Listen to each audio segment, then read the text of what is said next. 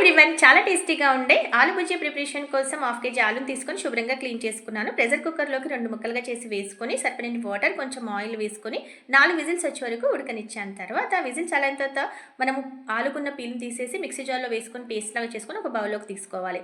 అందులోకి water add చేయకుండా మనకి ఆలుకున్న వాటర్ సరిపోతుంది. సరిపోయేంత శనగపిండి, 2 స్పూన్ల బియ్యం పిండి వేసుకొని సరిపోయేంత రెడ్ చిల్లీ పౌడర్, సాల్ట్, కొంచెం పసుపు, 2 స్పూన్ల వేడి నూనె వేసుకొని కొంచెం లూజ్గానే ప్రిపేర్ చేసుకోవాలి. మరీ లూజ్గా కాదు, అలానే కొంచెం గట్టిగా కూడా ఉండకూడదు. ఈ విధంగా ప్రిపేర్ చేసుకొని పక్కన పెట్టేసుకుందాం. ఈ విధంగా సన్నగా ఉన్నటువంటి ఓల్స్తో చేసుకుంటే బాగుంటుంది. గరం మసాలా పౌడర్ అంటే ఇందులోకి పౌడర్ చాలా బాగుంటుంది. గరం మసాలా పౌడర్ యూజ్ చేస్తే అందులోకి డ్రై రోస్ట్ చేసిన ధనియాలు, జీలకర్ర, గరం మసాలా పౌడర్, ఉప్పు, కారం వేసుకొని పొడిలాగా చేసుకొని పక్కన పెట్టేసుకుందాం. ఆయిల్ హీట్ అయ్యాక అందులోకి ఈ విధంగా ఆలు బుజ్జిని ప్రిపేర్ చేసుకొని 2 వైపులా మంచి కలర్ వచ్చే వరకు ప్రిపేర్ చేసుకోవాలి. తర్వాత ఒక బౌల్లోకి తీసుకొని మనం గరం మసాలా పౌడర్ ప్రిపేర్ చేసాం కదా, అది వేసుకొని కలుపుకొని తింటే ఎక్సలెంట్ టేస్టీగా ఉండే ఆలు బుజ్జియా రెడీ అయిపోతుంది.